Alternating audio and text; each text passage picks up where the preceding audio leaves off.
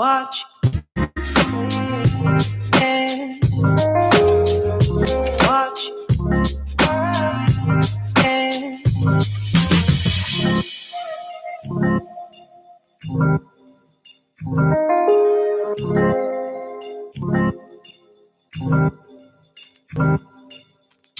as watch as watch as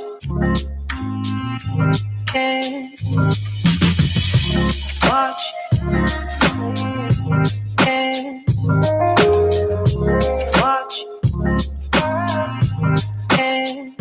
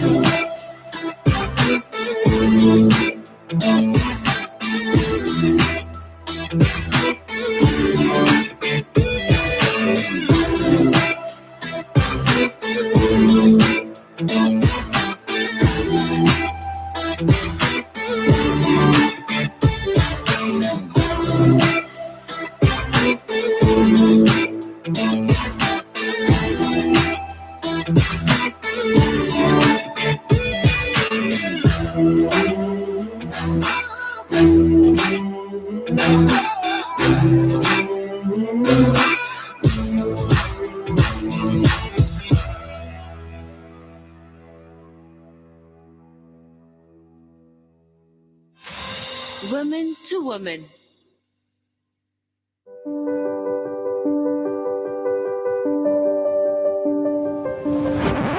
It's a YPG takeover!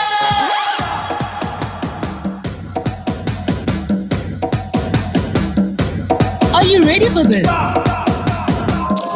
Friday, 3 p.m. Let's go.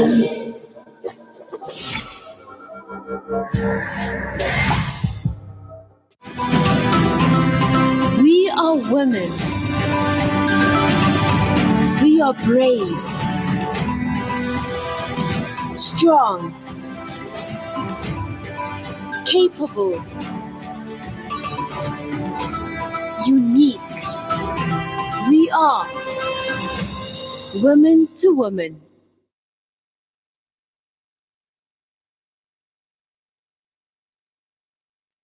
Good afternoon, South Africa. Yo, you are tuned in the right channel. This is Woman to Woman show. It looks a bit different today. If you notice, we lost one of our participants. Kito, all the best for you there in Pietermaritzburg. May God bless you abundantly. But we brought a big group here to be with us today, because this program we are going to dedicate to the youth. And who else is able to speak about the youth if not those who are youngsters? That's why they are here today. So we lost one and we got about 10. And we are going to enjoy this program. Next week on Wednesday, 16th of June, it's a big holiday in South Africa for the youth. And if you are from other countries, you might be wondering, what is the meaning of this holiday? So I'm going to invite you to watch this little explanation about June 16. And you're going to understand how important this holiday is for each one of us. Let us watch together.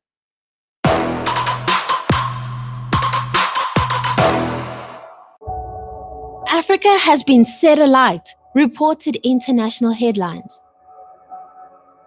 The year 1976, the day June 16.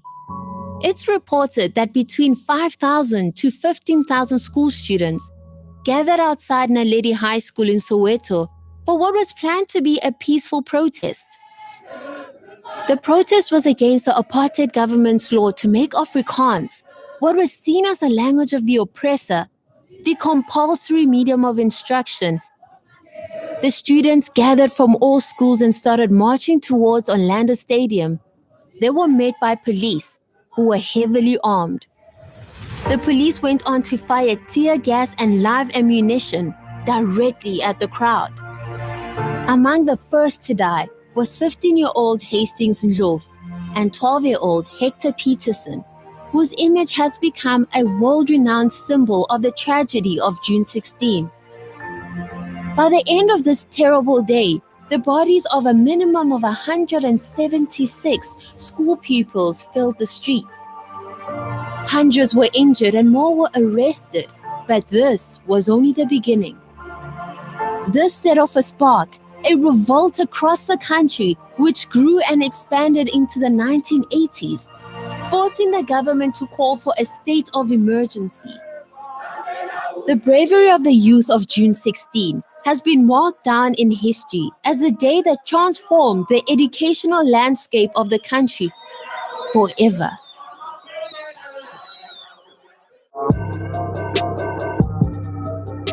This event is considered one of the turning points in our country against the apartheid regime. But we had a question. With everything that we have today, with the freedom, with the opportunities, I am sure we're much happier. Are we not? Some of them say maybe not. Because the youth today is going through an enormous amount of pressure. Though we thought in the beginning that when 94 would come about in democratic country and we would have enjoyed freedom, opportunities, not everything came together as we planned and thought. So we wanted to hear from you guys, what are the challenges that the youth goes through today that doesn't help you to be happy or doesn't help them to be happy the way that we thought we would achieve after this dark age of apartheid regime in South Africa? What are the challenges and the pressures that we see in the youth today? Dealing with the youth, I think we can all agree that everyone has a particular challenge why they are not happier today. But I think one of the things we can say is peer pressure, pressure at home, the parents pressurizing them for them to finish their studies or something. Then they get in school, there's peer pressure for them to do something they never did, for them to become someone they were never before. Like at home, I am someone, but then I'm in school, I'm with other people. So now I'm different because I need to fit in. So I think that's one of the challenges, one of many that we see talking to them. I think it's, I could say most of them we find pressure from anywhere, from home, at school, from themselves. They feel this pressure. So I think pressure is one of the most challenges they face today. So I would say that, for instance, because maybe your parents didn't have the chance that you have today, in the old days of South Africa, they project all their hopes upon your shoulders, and they have high expectations, and you feel that pressure. Is that who goes through that? I mean, I think that's absolutely true. I can personally relate to that. A lot of young people find themselves engaging in careers and career paths that they themselves do not want for themselves. But, the parent is living their dreams vicariously through the young person. So we feel that pressure of not being able to say, oh, I actually don't want to be an accountant. I want to be a fashion designer. Because the parents look at that and they don't see money there. They don't see an out for them. Because in essence, we're living in a time where you're not living for yourself only. You're not living to fulfill what will make you happy, but you're living to also fulfill the happiness of your parents, to bring them out of the struggle. So it becomes this conflict inside of you of, do I choose myself or do I choose my family? And where's that fine line where they both can meet, where I'm happy and my family is also happy? Any of you went through that pressure? You did. You did. I did actually. And I went after matric, I decided I didn't want to go to school because I wanted a gap year. I was like to my parents, just give me a chance to figure myself out. And they were like, you're wasting your time because you finished with school, you have your results, you qualify. I didn't even apply for university. I didn't even tell them. But then they got me into a college. So there I went for a year. And at the end of the year, I dropped out again. I dropped out there and I was like, I don't want to do this anymore. And that created so much conflict that they got me into another school. And in that school, I went, now it was a university, I went until around April. Then I remember one day I was crying and my friends were like, why are you doing this to yourself? I'm like, I don't know. So the next day I went to campus. And when I got to campus, I took my student card, took everything, said, I'm deregistering. Went back to my res and I was like, now I have to tell my parents. And when I went to tell my parents, it was war. But I just couldn't take it anymore. I felt like I was crumbling because I never got a chance to actually ask myself, where do I see my life going? Already in high school, I was struggling with my own sense of like inferiority. I went through so much. And I'm like, okay, now I have to suddenly be successful. But what if, I don't know how to be successful? I just need to breathe. So then for the rest of that year, they allowed me to not be at school. What other challenges? I think for me, also like with them living through you, is that if your parents, for example, didn't have that great upbringing, it's almost like you're an investment in them, because a lot of parents, and you find a lot of professionals nowadays saying, I never really had a relationship with my mom or my dad. It was always what we spoke about was your scores in school, your marks, how are you doing? What is the next step? And I don't think they're maliciously doing that, the parents, but then they're just trying to give their kids the opportunities that they didn't. However, it's become nowadays almost like we're working backwards, because now instead of the youth working like for their future generation, like what they want, they actually work backwards, because now it's about, I'm going to get this job and I have to buy a house for my mother. I have to buy my dad a car. I have to take them there, do all of these things. And that does add a lot of pressure in them, because they're even shamed with the career path that they choose. I remember when I said I took my gap year, it was forcefully, because I told them, okay, I'm not going to apply for anything. And in grade 12, I remember my mom even said to me, but we invested so much in you, the schools you went to. If you didn't want to do this, then we could have just taken you to any school in the location. So it's almost like you wasted our money. And that does hurt like a young person. Only a few are brave enough to say, okay, I'll stand by my choice. But that now makes them so depressed when they're in varsity, where they're there, they're not doing what they want to do. Now they're in a different environment. They now introduce this freedom that they never had before, and they don't know how to handle it. And that's where now promiscuity takes over their lives, because a lot of them find themselves doing things that they never imagined, not because they want to do that, but they have so much pressure around them that seems like the only outlet. So the drinking, the partying, and all of that, that's the only moment that person gets to be themselves. Like, try to be themselves, they're not, but then afterwards they know, when I go back home, I don't know if any of them have gone through that. When they go back home, a lot of them lie to the parents about how they're doing. Some change courses, some drop out, some end up getting into relationships because maybe she is not equipped for that field and she failed. And during the time she loses her bursary. So now this young girl thinks, how am I going to go back home and say I lost my bursary because I wasn't performing well? So let me do something on the side to try and get money. And that gets them in a lot of trouble. How do you guys see one of the challenges we have in South Africa? When you think about the youth population in South Africa, it's unbelievable that 7.3 million, I'm not talking about 1,000, I'm talking about 7.3 million are not engaged in any sort of training, education, or employment. How do you see yourselves studying hard with all the challenges you spoke about, having to please parents, having to find your place to fit in, and knowing that maybe you're not going to have chances of finding the proper job or further your education or find training? How do you cope with that? I've seen, being in varsity, one of the biggest things I've seen is when students, from the pressure, they get discouraged. So it gets to a point where they don't actually cope. They say they're coping, but it's not actually coping. It gets to a point where they find, I know I had a roommate where she'd actually go out in almost every single week to say, I'm coping with this, I've completed this task, I've done this, hopefully things work out.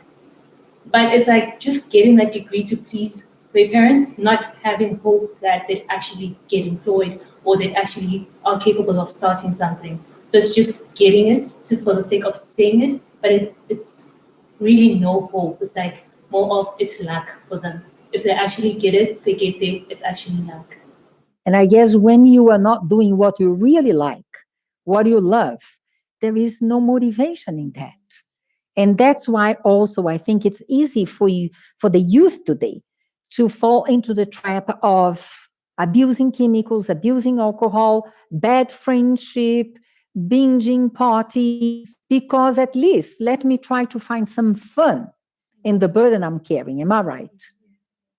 It happens a lot of time where we meet youth or you are a group of friends and you find out that majority of them are just doing that because of everyone is doing it, or they're just doing it because they're trying to cope with pressure from varsity. A lot of good kids of which are doing drugs right now are actually in that position because they are trying to cope with the pressure from home.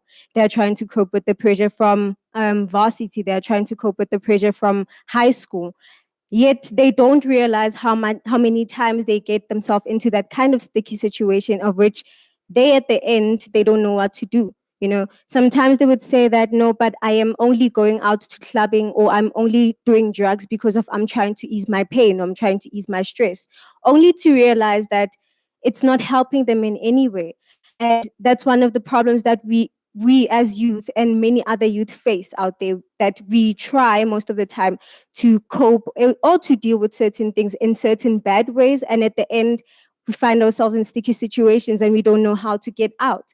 And it happens a lot of times with university students where, as she said, they go out partying, they go out drinking, they go out to do whatever, trying to cope, but it's not actually coping. It's just adding more fuel to the fire. And at the end of the day, they don't know what to do. As she's saying that it's adding more fuel to the fire, you come with the goal of saying that you want to finish school, you want to get a degree. In that process, you end up not getting your degree. Why? Because you're looking for coping mechanisms. You end up going partying, you meet a guy, you get pregnant. You need to go tell your mom that you're pregnant.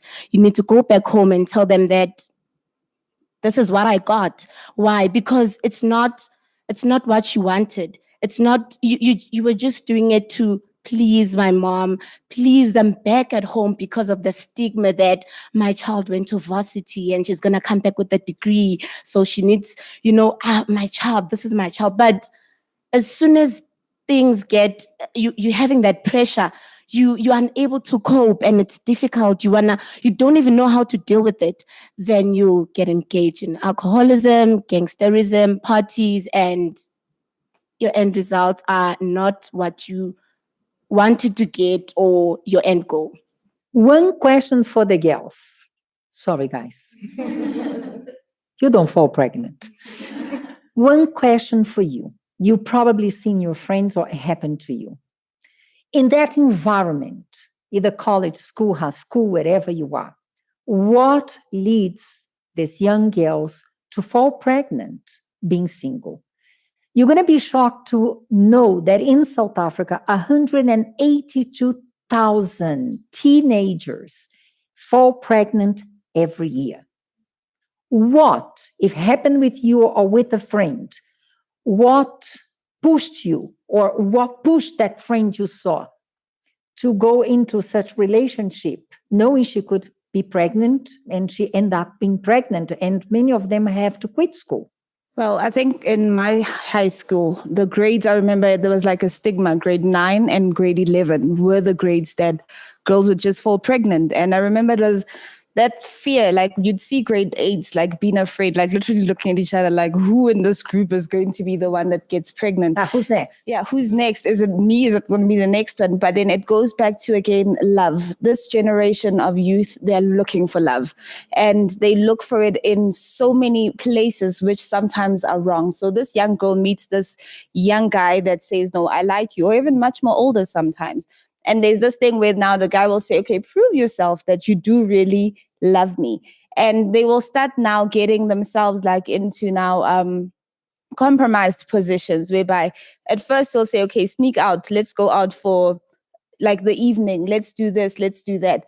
Then because she has found this person that says they love her and they care for her, she's going to do everything to grab his attention and keep it. So now the person notices that, okay, you depend on me, you can't live without me. Then they start taking advantage of them. None of them get pregnant. Getting pregnant is never on the chart. They never speak of that. But then he'll say, okay, now you have to prove yourself. I think back then it was something very popular. And nowadays they'll say, no, but I don't want to have protected sexual intercourse. So now this girl, prove yourself that you love me, but they don't think of also the risks, because if you're having unprotected sexual intercourse, you're also compromised in diseases and stuff like that. So then she finds out, then she sleeps with the guy and she will get pregnant. It's not a lack of knowledge, but then it's just that most of them are naive and they think, no, I'll do something about it. And it was something very sad, because at the end of the day, who has to leave school will never be the guy. It's the girls that have to leave the school. And I remember even in my time, the school that I went to, because it was a good school, they did everything they could to now accommodate that young girl that's pregnant. But the thing is, you are pregnant, your life is going to stop. So whether people are going to be kind, to be nice, she knew that after 9 months or at the 8th month, she has to leave school. And next year, she will have to repeat the grade while the guy continues. And a lot of them are strung along by these guys, where at the first few months, it's what we see today. The guy will always be there. In the pregnancy, the first early birth, the maternity shoots, the baby showers that we see today, the lavish ones, But when reality hits, that's when the guy goes away. So a lot of them find themselves pregnant because they thought they found someone that loved them, that understood them, that accepted them for who they are. But he didn't really accept you for who you are because you did compromise your values to keep him in your life. And I think also another point could be peer pressure. I remember when I was still in high school, I was doing grade 8 or 9. And then my friends would ask me, but why are you not dating? So because of what they said, I then had to get a boyfriend. Let me explain this. Grade 8 or 9. How old? 13, 14. 13. 13, 14. Why are you not dating? Because I need to get busy with studying. That would be my answer by then. But it's not really. Go on. So because of that, I was pressured to actually get a boyfriend because of what they said. And I remember also recently speaking to a young lady. She told me that her friends dated older boys. So because they dated older boys, she also had to date an older boy as well. So you can imagine a 14-year-old dating a 17-year-old. It's obvious that they are maturity is not the same. The guy has been through so many other things more than she has. So then the girl, as Miss Precious said, will be pressured to sleep with the guy. Like now you have to prove that you love me. So the girl will be pressured to sleep with the guy as well. And the friends also speak when they're together that, wow, show me I slept with my boyfriend, what. So she also is under pressure that next time we have that conversation, I also want to have something to say. So mainly it's peer pressure. Now, my curiosity, because we are talking and we are not allowing the guys to talk. In that regard, dating, is there any pressure for the guys? There is a lot of pressure from us, the guys, because as everyone was saying here, peer pressure from friends. We as guys, when we notice that we there's someone we are interested in, we are also aware that they are under pressure from their friends that you have to get a boyfriend, and we'll use that to our advantage. When we realize that she's under pressure, she wants to date, then we'd use that advantage to sleep with her, and we'll boast from our friends that I slept with that, but now I'm going to the other friend. That it gives us confidence. It makes us to feel amongst our friends. So the guys also have security issues. Yes, we do have. When you can't get that lady, it becomes something among the guys. They would say, you can't get that lady. That lady, she's not for you. And you will try to prove a point that I will get that lady and I will even sleep with her. And that's where unplanned pregnancies come. Then you realize that, oops, now I have to take responsibility. There is now a child involved. She's pregnant. Immediately when she comes to me, letting me know that I am pregnant, I would say, no, it was not only me. Even the other friend of mine, now the secret comes out that even him, he was interested in you. Maybe he slept with you because he told me that I'm going to sleep with her. And these things, it happens in high schools. The pressure is too much in high schools, varsity. That's when you'll find guys who will, their target is just to sleep around with ladies. What happens if you're not that kind of guy? So it's funny you ask me because that was my situation. I don't have crystal ball. Clearly.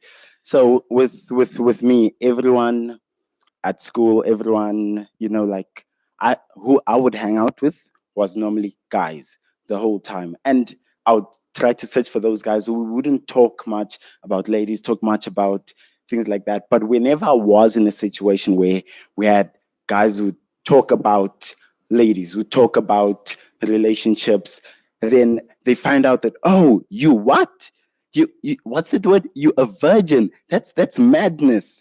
Now, something that probably young kids don't know that word. Something that was valued back then a lot.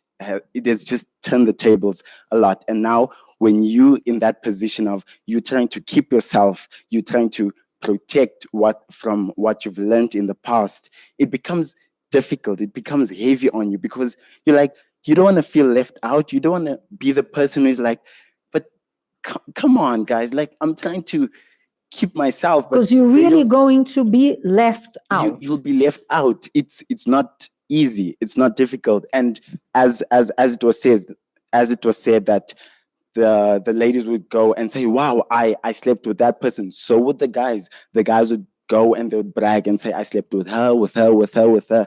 That's how guys are. And then you'd be the only one out and say nothing. You'd be quiet. You'd want to walk away out the room. It becomes very difficult. So pressure is very heavy. And you feel as if you're not, let me just push or try something. That's what normally guys would do. It's hard to keep up out there. And you guys, and maybe them, were you somehow affected by the bullying, by the violence we see in the schools, in college, in unis today? Were you involved or were you a target? I was a target, a big target back in grade 8. Grade 8 was like terrible for me because I remember in a specific class, like someone would sit behind me and they would just make fun of the way I was dressed, the way my clothing was. When we went to high school, we had to have full school uniform. That means the tie, the blazer, and it's white shirts. And where I come from, my background is not the best. It was very difficult. So we had no money for proper school shoes, no money for a blazer. I had to get one that was used, that a teacher organized for me. It was torn up, and it was a bad situation, and I was mocked a lot about that. I remember the guy would come in there, ask me, hey man, what you gonna eat today? Like, they would really ask me that. And that was during that time. It was times when after my dad left, and we were literally we were going to sleep with pap and cabbage almost every night, having candles on. And you could not speak that in school, otherwise they would mock. They'll mock. We made a piece in Women to Women program a few weeks ago about the girl in Limpopo who got to such a desperation that she killed herself because of bullying. So one of the pressures that the youth is suffering today, it was bullying, it was mocking, but now it's turning into violence. It's life risking. Did any of you experience that? I think 1, 2, 3.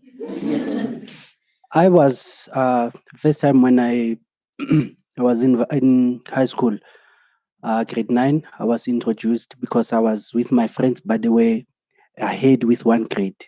So when I was in grade 8, they were in grade 9. And when I in high school, when I was in grade 9, they were doing grade 10.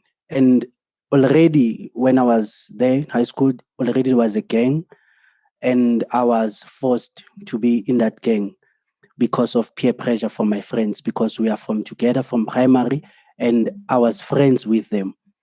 And I remember the time that I took a decision that, no, I don't want to be part of this.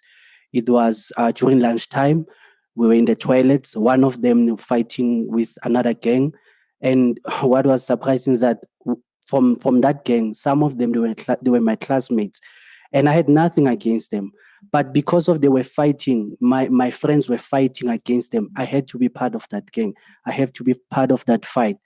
And one of them pulled out a gun because some of them were older than us. They were doing grade 11, matric. And he pulled out a gun, and then he said, this is the gun that we are going to use.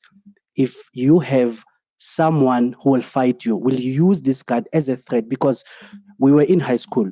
And when you see a gun as a young student, already it's something as it's not like you are an adult, so you are not used to a gun. And that experience, it made me to be afraid, because I thought to myself, no, I'm not ready for this. A knife, but a gun. So I told one of my friends that I'm pulling away. I don't want to be part of a gang. From that time, it was hard for me from my friends. They started to put me aside, see me as a CC, like you don't have courage to fight the other guys. So that's what I went through from bullying at school, high school. Who else?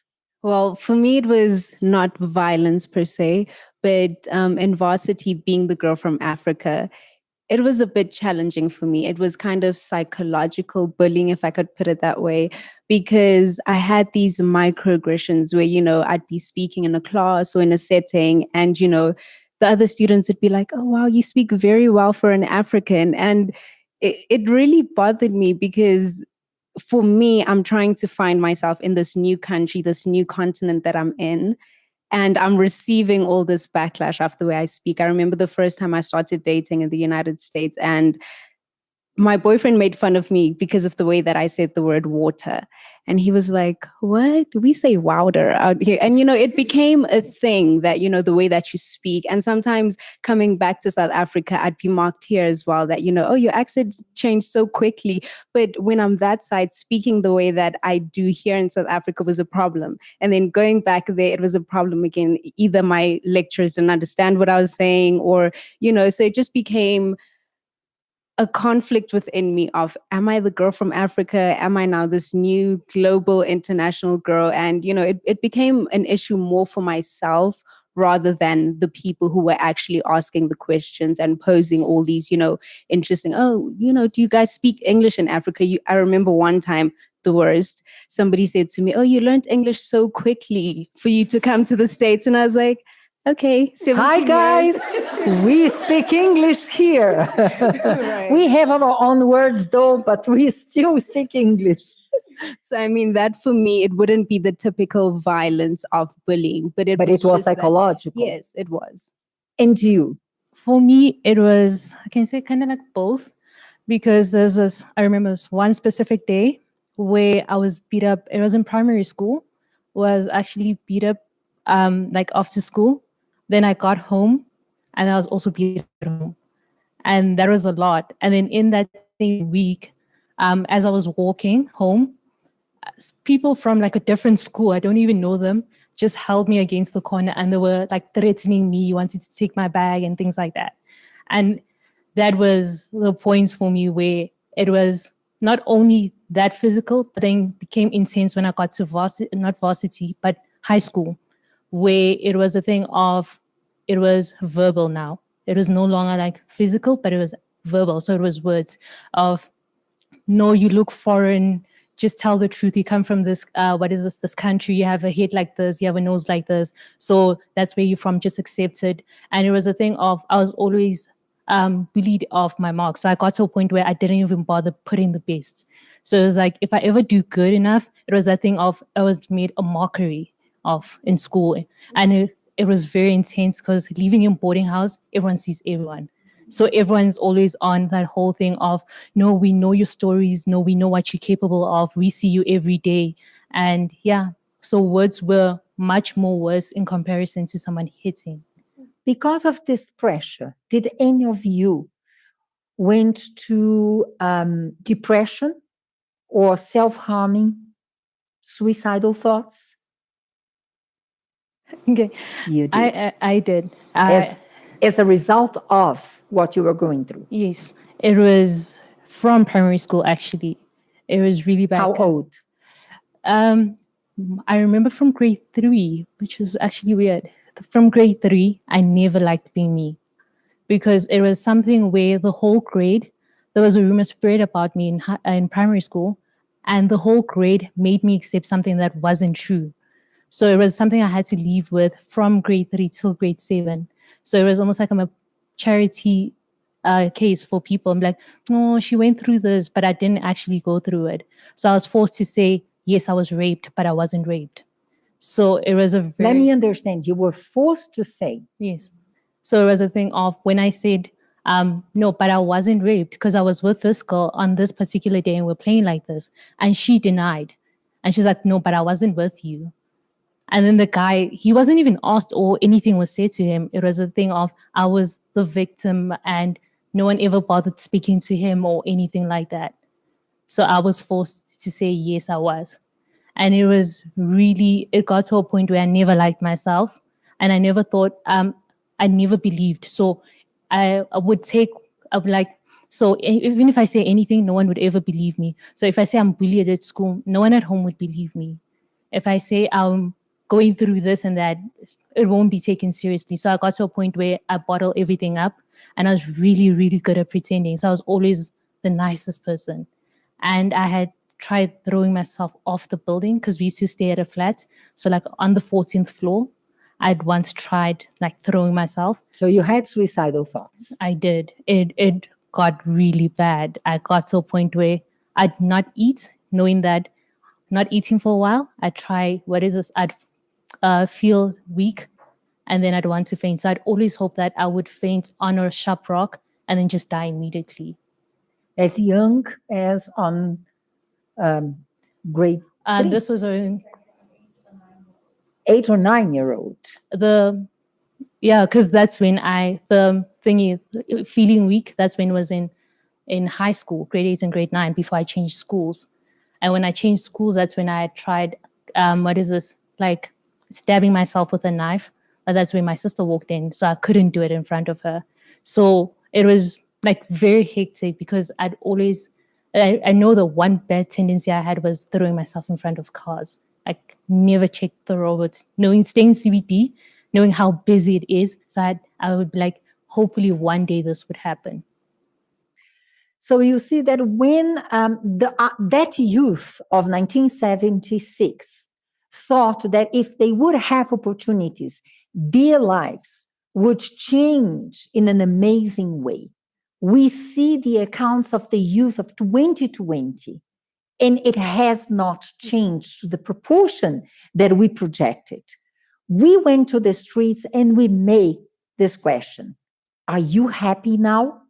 Or are you happier than the generation of 1976? Let us watch the answers.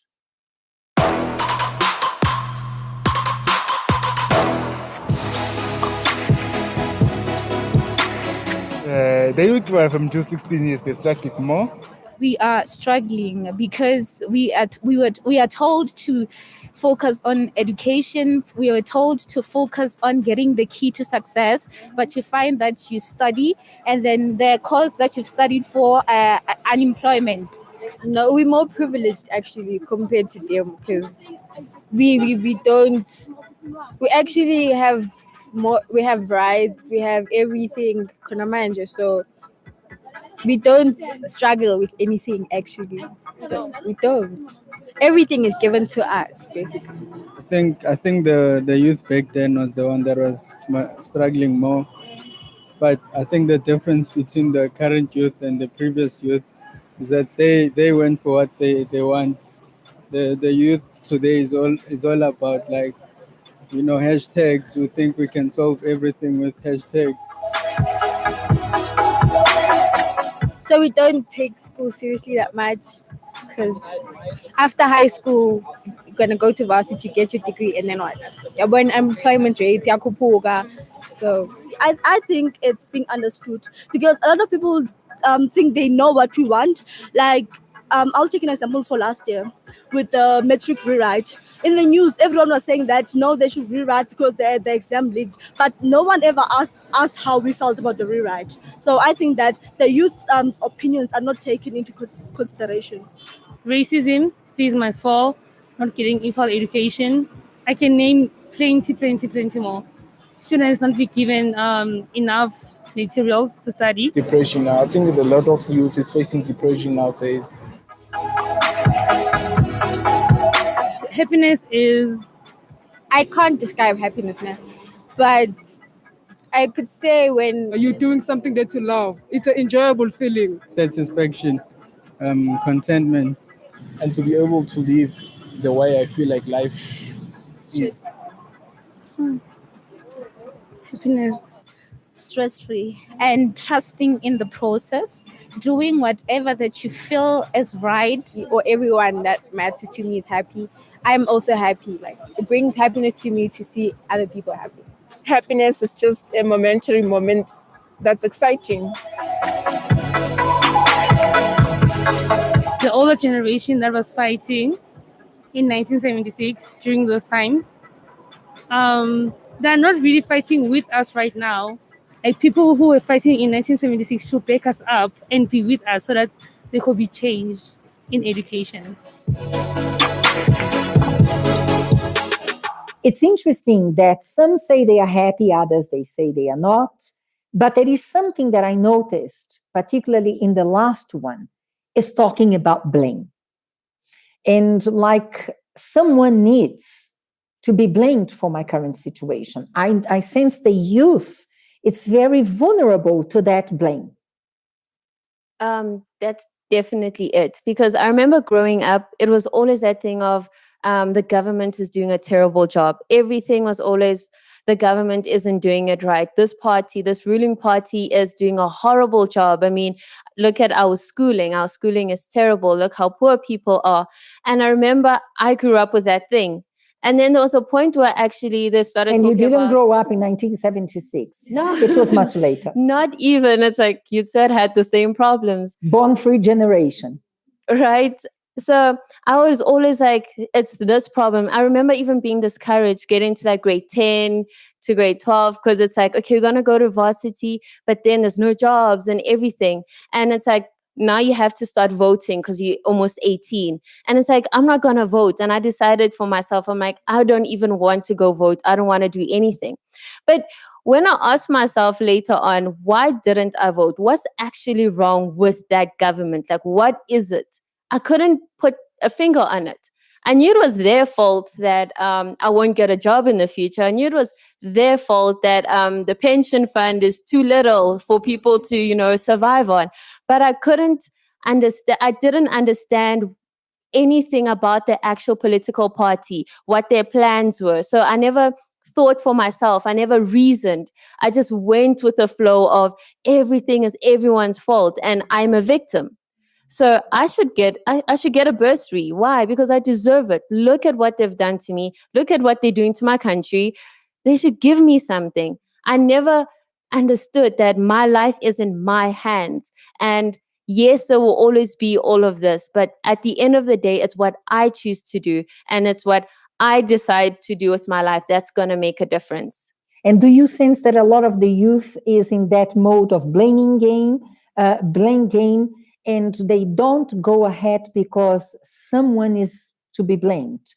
What I sense is talking to many, and you hear their case, the story, they say, no, because I come from a single parent household. But then I talk to someone else, and this someone else says, no, I have a mother and a father, and they're very controlling, they're very strict. Then you talk to someone else and say, no, I had to start working very early and I could not forward my studies. Then I talk to someone else, and that someone else is going to say that I'm still studying at the age of 28 and I am planning to do another course because I don't see how I'm going to get a job. So this blame game is also holding the youth back. But are you aware of that? Or it's a matter of justifying? I think what happens, especially now, when this year started, university students were on strike, and it was fees must fall again. And one of the things that I realized is that how many of the students are taking what the government promised in I don't know what year, and you're like, no, free education for all. But no one is coming to terms with the fact that the government can't afford free education for all. Now all of the students want to go back and blame the government. I'm like, no, you promised, now everyone, why are you staying at home? No, but the government said education for all, but here I am and there's no education for me. Now I'm blaming the government because of the government failed, and I'm blaming the government without actually using my logic and saying that, oh, by the way, the government doesn't have funds to fund all of us to go to school. So it comes back, as Lesedi was saying, that many don't actually realize how much their life depends on them. They don't want to take that responsibility and accountability to say that, oh, by the way, I can actually get a bursary. If I work hard, I can get a bursary. Or if I can start over with the business, I can fund myself to finish my academics. If I can do something, then I'll be able to get funding. If I can do this, I'll be able to move my life further. But everyone just wants to be stuck, especially with fees must fall. Everyone just wants to be stuck with the government, not realizing that the government doesn't have enough money. So everyone just wants to blame on the government for them staying at home and for them not waking up or looking for a buzz or starting a business or doing something in order to fund themselves. So it's true. Right now, the youth is just held captive by the fact that they always want to blame someone else for their failure, or they want to blame someone else for not moving with their lives. They said you were not alone. Would you believe that 4% of the youth does not vote in this country? Not understanding that when you don't vote, you are not participating of the decisions that you are going to live under for the future. So that was not only you by then, it's 47% of the youth. But there is something else that brings a huge pressure to the youth that we still didn't speak about. There's a lot of materialism with there this we go. generation. And I think technology has, I say, crippled them in a sense, because every place you go to, you will never find a young person without a cell phone. And it goes to kids as young as 6-year-olds having smartphones. And you will think, okay, maybe like Silmara was saying once, she mentioned a comment like, no, we thought she was watching cartoons, but little did we know the child was on TikTok. So even or other different mediums. And they use those things to compete, because with that materialism, you're going to be looking at, if I'm going to be looking at Tammy's life, I'm going to see Tammy posting the house she lives in, the activities that her and her family do, and all of this. And immediately I'm like, no, that's what being happy is, because this generation also thinks that happiness is in the success that they have. We heard that just in the So then interviews. what will I then do? Then I'm going to say, okay, I'm going to now change my lifestyle. But maybe I'm a girl in high school, or maybe I'm in varsity. Then that girl will say, okay, if I'm to date a guy that's my age, he's not going to be able to afford the things that I want. So then that's where sayings come, like where girls say, no, I don't, angifuna umfana odriver itafula, meaning I don't want to date a guy that sits behind a desk, meaning I want a guy that is driving a car. But then if you think of it, an 18-year-old saying she wants a guy that is driving a car, his own car that he bought with his own money, that means it's a much older person than her age. And they will want nowadays like weaves, they want to go on vacations, they want to go to restaurants. We see so many of these young girls, sometimes it's so sad, in malls or in centers.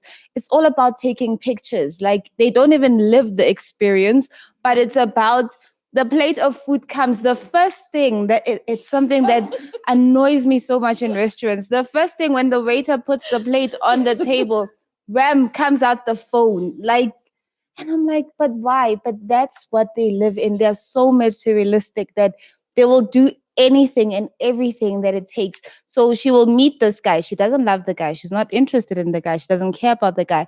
But because he can afford that lifestyle for her, she will go with him. She wants to be in that expensive car. She wants to be at that party or that vacation where everybody is going to. And they are always constantly on their phones because they also want a lot of validation. Materialism comes with a lot of validation as well, because they post a picture and they time it like it's amazing. Like in 5 minutes, how many likes do I have? How many views do I have? And if it's not the number that they want, they immediately take it off. Like, okay, it's not a good post. It's not nice.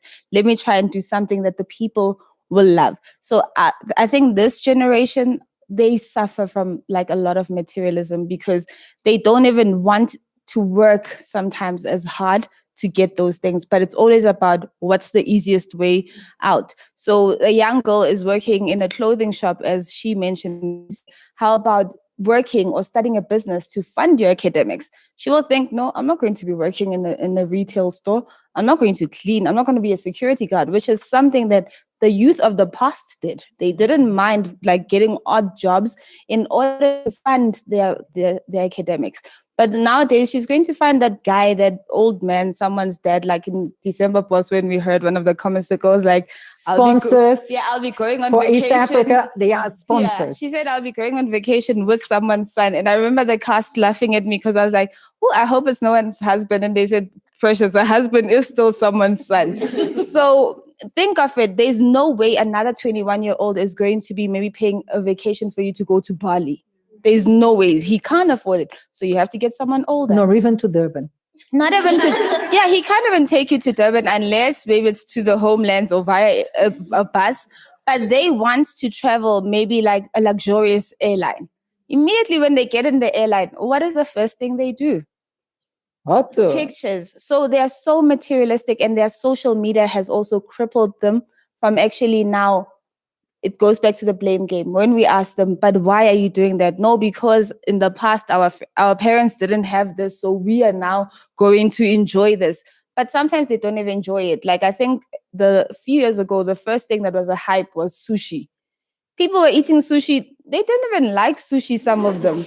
But because that's what was in, you wanted to go to the sushi restaurant, take a picture holding the sushi. Then after you ask, do you like sushi? No, I don't like it. But you posted it. So that's the thing that I think that's dangerous with this generation as well. They put their lives at risk, in danger, because of how materialistic they have become. How social media has affected you? Did any of you go through that of losing your identity because you went into that mode of having to show, having to portray an image, having to please others? Any of you? I'll be the first to say I was extremely materialistic.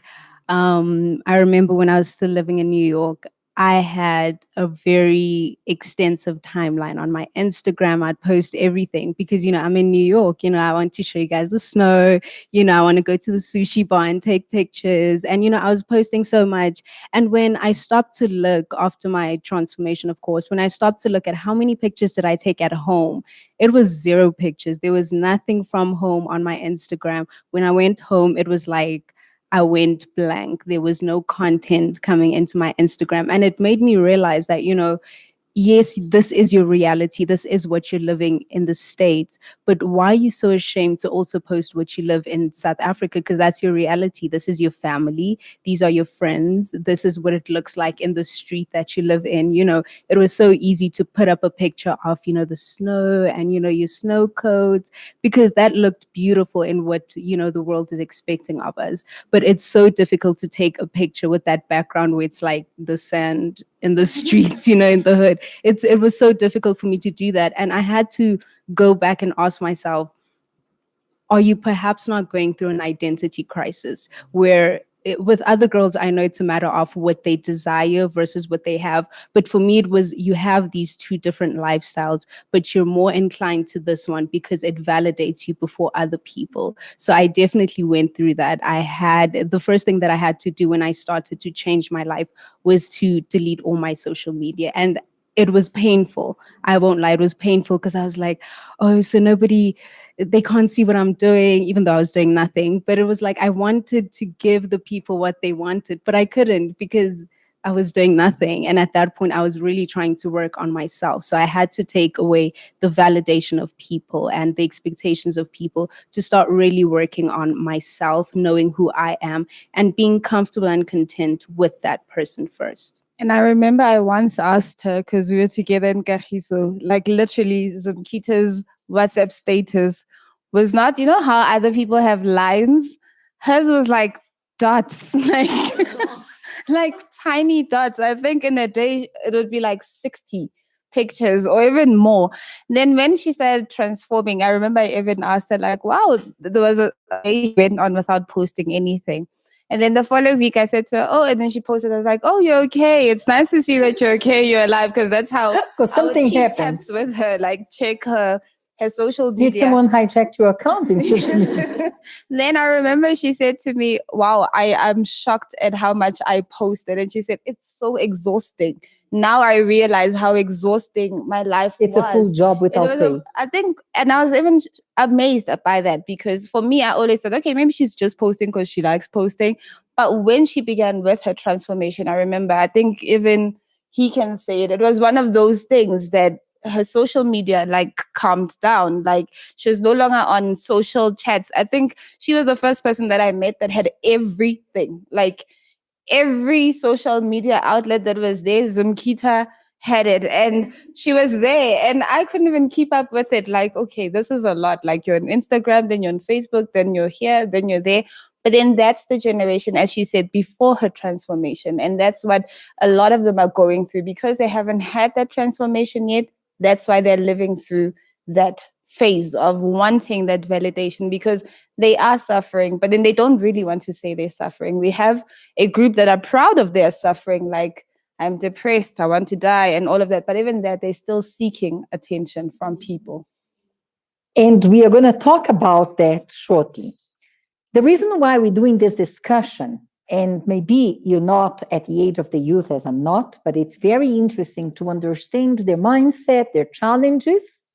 It's because every June 16, the YPG hosts an event. We address the youth. And this year, like we are going to have an event. Sipu tells us what's going to happen.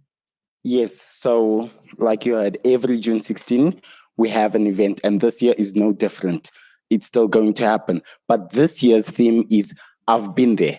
As you can hear, that stories are being told. Stories, like we know that you are going through something. We know that every young person out there goes through a difficulty. It's like a roller coaster, and it's all different. Maybe you feel like you are the only one. Maybe you think, no, you don't know. Trust me. We've been there and we all got out. Do you want to know how they got out? Well, see us after the break.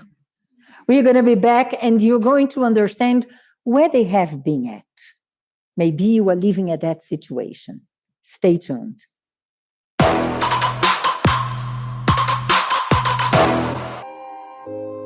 Take the pain away and not your life. Just deal with the things that's trapped inside. Jesus always there by your side. Don't let Satan take away your life.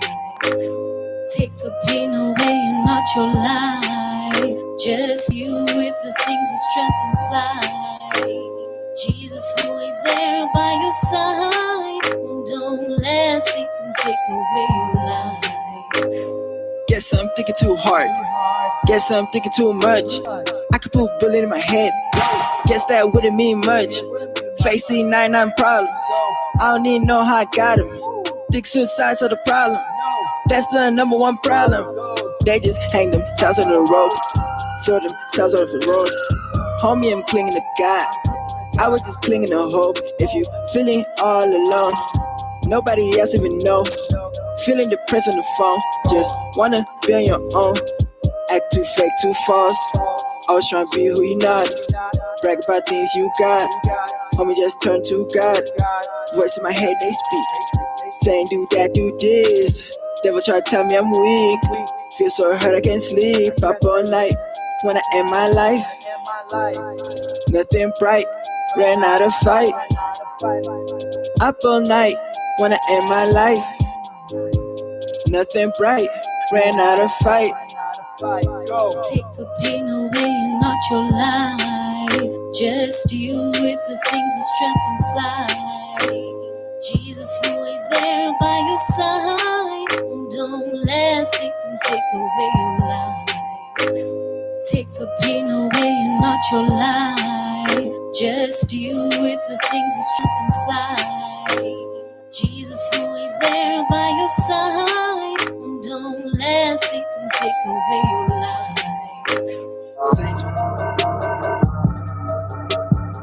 Welcome back. The discussion was very, very interesting. To a certain point, very sad to see our youth in such reality, but there is a turning point. I have been to abuse. I've been there. I was raised by both parents. They were sick. It led me to gangsterism. So I've been there. I had a lot of complexes of inferiority. I was raised by a single domestic parent. So she couldn't afford like almost anything for me. So I always felt like I was inferior to my peers, to my friends at school. So I've also been there. I got to a point where I felt as though I was suffocating by religion, to the point where I didn't even believe in God or that anything had purpose. So I've been there. I had no self-esteem, or like they say low, but me, it's like no. I was the shyest person. And growing up in a poor family, I saw no future for myself at all. And I also suffered with pornography as well. So I've been there. I've been there in complexes of inferiority I had because I faced bullying at school as well, and that led me to depression. So I also have been there. Being raised by a single parent, I've been through bullying, suicidal thoughts, depression, and inferiority complexes. I've been there. Being raised by a grandmother, I had inferior complex. I was tomboy, I was lesbian, and yeah, I've been there. I faced rejection and I lost my father, and I have been there. I was undefined and did a lot of crazy things due to that undefinedness, so I have been there. I had no hope. I didn't see any reason to further my studies. I didn't have dreams for the future. I was just surviving and not living. I didn't know what to do with my future. I was just going with the flow and seeing where life will lead me. So I've been there. I grew up with both parents. I was always fighting for a spot to fit in. And with that pressure, it led me to depression, and I didn't believe in myself or in anything that I did at school, whether it was academics or the activities that were done at school. I just didn't have interest or believed in my dreams. So I've been there. I grew up in a broken family, and so having that first line of support not give me the validation I needed as a young girl, I always became insecure, but I never ever showed it. I achieved many great things, going to prestigious schools, both in high school and varsity. And even in those prestigious spaces, those wonderful spaces, I was unable to truly believe that that is what I had accomplished for myself, because I was so insecure, because I had so many complexes. I had no idea who Zimkita was. And as such, I started to engage in substance abuse, drank a lot. I went to parties. I became a person who I could never identify with. So with all of this being said, I fell into a state of depression and found myself in a psychiatric hospital. So I can definitely say that I have been there. Now, what happened? For our lives to turn around and for us to help you to turn yours. The only way that we can be fulfilled, not necessarily with whatever is given to us, the achievements that we have, the freedom, the opportunities, academics, university, bursary, graduation, diploma, because some of them have got the diplomas as well. The only way is have God in each one of us. In Psalms 103:5, it will summarize what we have been through and the change. It goes like, who satisfies you? God, of course. Who satisfies your years with good things so that your youth is renewed like eagle? Have you been renewed? So what was your turning point? My turning point happened within the YPG. I started engaging myself within the activities that the YPG had, and I got baptized in the waters. And today, I'm completely free. I'm no longer tomboy. I'm no longer lesbian, and I have the Holy Spirit. I was invited to the YPG, and one of the projects that they have is arts and culture. And I was so amazed of how the YPG, the youth was happy. They enjoyed being around each other without being drinking alcohol, abusing drugs. They were just happy. And then I decided, no, I need this place. That's where my transformation started. And I committed myself to the YPG, and I found out that they are more important things that I can do with my life than wasting all my youth to something that I can say, I don't know, something I won't be able to say, this is what I've achieved for myself. Thinking that there's no family As I grew up with both parents sick, involved in gangsterism with no guidance from parents, I came in a YPG and I found love, parents, and I found guidance from God. So the YPG led me to a family. And that is a wake-up call for the parents to understand that what their children have been going through. Because both sides, we see the children, they are trying to please the parents, studying and making their efforts to just come together. And the parents as well are trying to give the best. But it's missing this emotional support where they're not coming together. And here in the YPD, in this event, we will find that all those who are watching us, they will find the support. And the parents, they can understand, watching this program now, as I am understanding how much our youth, they are suffering nowadays. It's very easy to judge. It's very easy to label and say, but you have so much more. I didn't have what you have today, but you don't know what they go through. And we didn't mention so many other cases that you're going to find by joining us in this event. We're also making available our WhatsApp number, because if you have identified yourself with any of these experiences, you can contact them. They are going to be present to the event, and they are going to be able to help you through our WhatsApp number. We're making it available to one day. Someone was there for us, and today we are here for you. Zimkita, how you managed to turn your life around, and today to really enjoy the joy that comes from God, not in what you can achieve in being popular in social network, in doing all that you did, even in the opportunity you had to study abroad. You have your diploma, but today you're much happier. Well, I was actually invited to the church first in high school.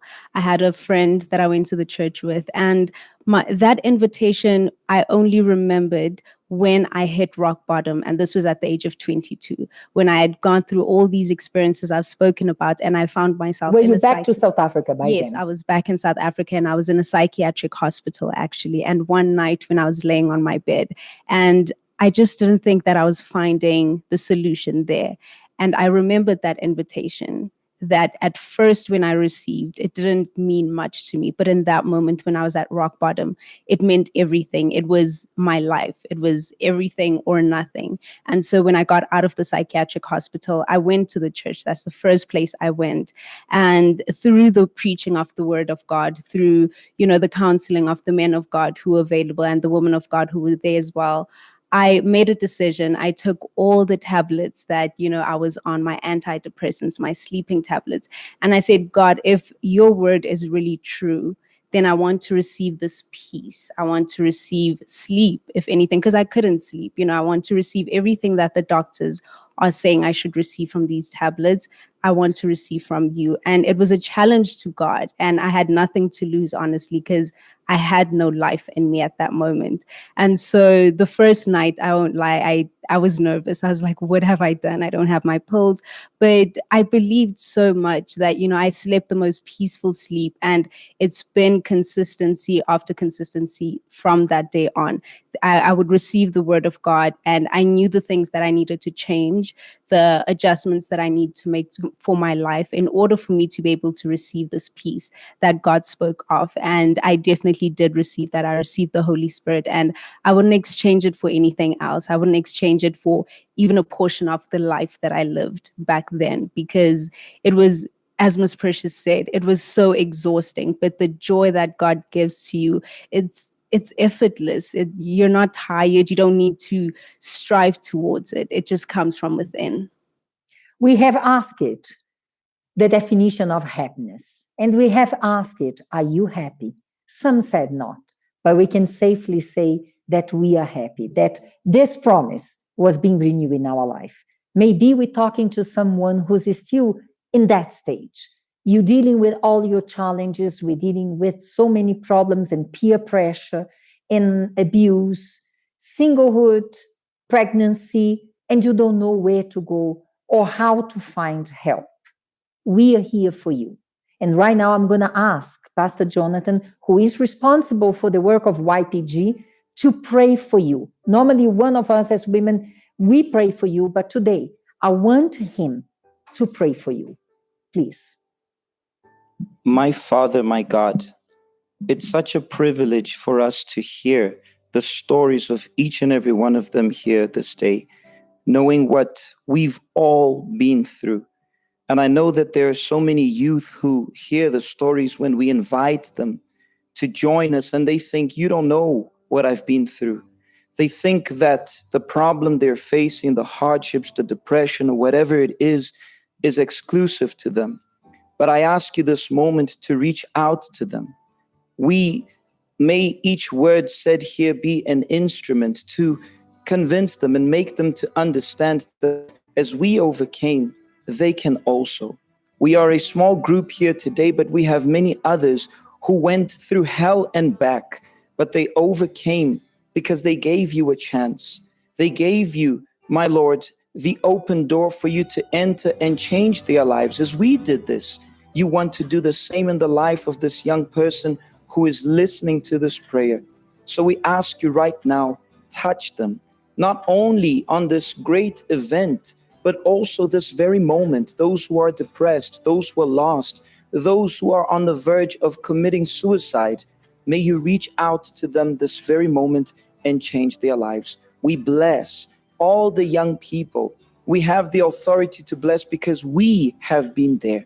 And we ask you to touch them this moment. In Jesus' name we pray. Amen. Amen. So, Pastor, you also have been there. Yes, it's too long for me to, I think. So they need to come and have a one-on-one with you. Yes, they're more than welcome. For those who would like to, they can also join into our page, YPG RSA. Our event will be broadcast, but we would like you guys to join us throughout South Africa. More than welcome. So you have been there, we have been there, but today we are here, and we are here for you. So we come back next week, but I hope to see you before in our event. Otherwise, we meet again next week, Friday, and we're bringing about another topic, laid back. What's the problem? Last month, we spoke about controlling. Next week, we are going to talk about laid back. So see you then, either in our event or through this broadcast. Until next week, bye-bye.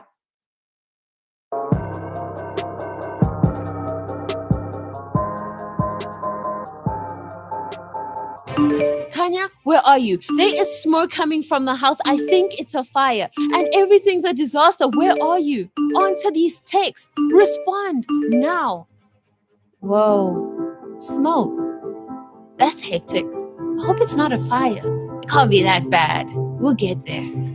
You do realize the deadline's tomorrow morning, right? There's only a bit anyway. I'll be able to finish it. Calm down. Okay. Are you at least gonna do the outro today? Who is controlling?